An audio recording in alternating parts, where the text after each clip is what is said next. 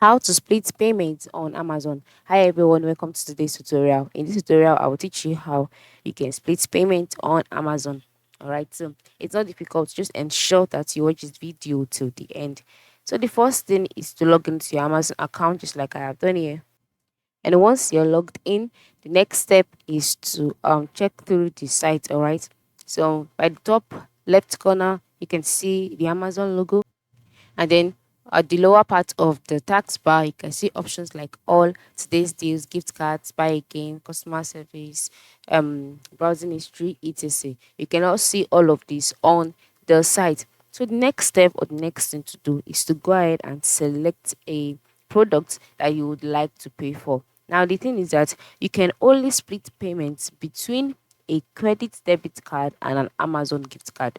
All right, that is how splitting payment works on Amazon. You cannot split payment between your friends and you. You can only split payment between a gift card and then between your um credit balance. So for example, if you want to get particular desktop or laptop, all you need to do is just to click on it, check out the products, and then click on buy now.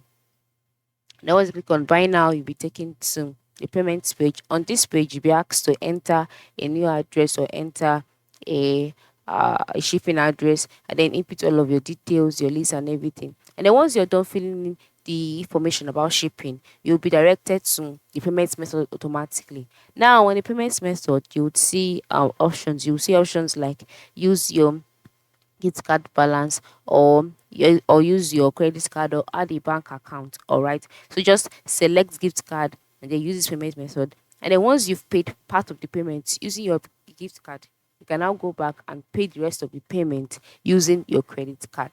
All right, so that's how it works. That is how you can split payments between Amazon, sorry, on Amazon, on your Amazon account. I hope this tutorial has been helpful. Thanks for watching and have a nice day.